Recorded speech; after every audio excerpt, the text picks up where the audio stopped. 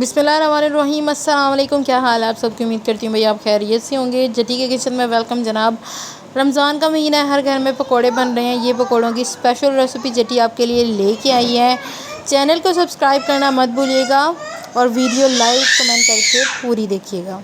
बिस्मिल्लाहिर्रहमानिर्रहीम। अस्सलाम वालेकुम। क्या हाल है आप सबकी? उम्मीद करती हूँ भाई आप खैरियत से होंगे। जटी आज बनाने जा रही है डिफरेंट से पकोड़ों की रेसिपी। टाइम बहुत शॉर्ट है, इस वजह से ज़्यादा बातें नहीं करूँगी। ये है मेरे पास आलू, इनको हम लोगों ने कर लेना है अच्छे से मैश। ये है टमाटर, प्याज और हरी मिर्चें और बंद गोभी, इनको मैंने डालना है इस मिक्सचर में। बॉयल आलू के पकोड़े हैं ये, बहुत ही मज़े के और कमाल के हैं। आप ट्राई करेंगे तो आप लोग भी मुझे याद करेंगे, ठीक है। इसमें अगर आपके पास पॉसिबल है पालक तो आप वो भी थोड़ी सी कट करके डालें तो बहुत ही अच्छा टेस्ट देते हैं। इसमें मैं डालूँगी 2 से 3 टेबलस्पून के करीब बेसन। मुझे अंदाज़ा है कि मैंने कितना डालना है, ये देखें। बस अब हम इसको अच्छे से मिक्सअप करते हैं और फिर मसाले डालते हैं, ठीक है जी जनाब। आप देख सकते हैं अब मैं डालने लगी हूँ इसमें मसाला जग। 1/2 टेबलस्पून के करीब है मेरे पास रेड पेपर, यानी जितनी मैंने लाल मिर्च ली है उतनी ही हम लोगों ने लेनी है गरम मसाला। ये मेरे पास 1/2 टीस्पून के करीब है ब्लैक पेपर। अब मैंने इनको थोड़ा सा मिक्स करना है। उसमें डालना है मैंने 1 चुटकी के करीब ज़ीरा। और अब मैं डालूँगी इसमें हल्का सा पानी कि इसका एक अच्छा सा बैटर तैयार हो जाए, ठीक।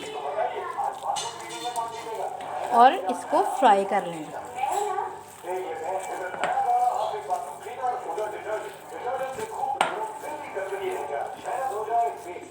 अब मैं इसमें डालूँगी थोड़ा सा विनेगर। सिरका जो है वो 1 टेबलस्पून के करीब मैं इसमें डालूँगी। थोड़े से 4-5 बूंदे जो है ना, वो बहुत अच्छा टेस्ट आता है उससे इसका। बस ये थोड़ा सा और पानी ताकि इसका बैटर थोड़ा सा स्मूथली रेडी हो जाए। बहुत मज़े के और टेस्टी पकोड़े होंगे ये।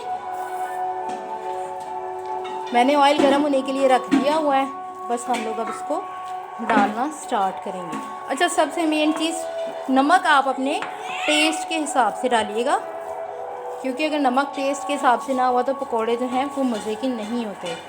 थोड़ा सा पानी और डालूँगी। अब मैं इसमें नमक डालती हूँ और फिर आपको फ्राई करते हुए दिखाती हूँ, ठीक है जी जनाब। आप देख सकते हैं ऑयल हमारा गर्म हो गया है। ये पकौड़ों का हमारा मिक्सचर रेडी हो गया है। अब मैंने इसको हाथ से इस तरह से उठाना है और इस तरह ऑयल में डालते जाना है।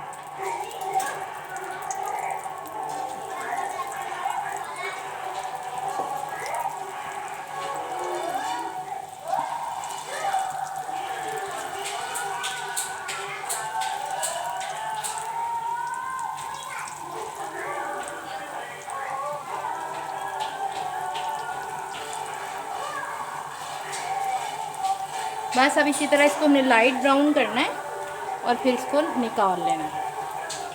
बहुत मज़े के और टेस्टी पकोड़े हमारे रेडी हो जाएंगे, ठीक है।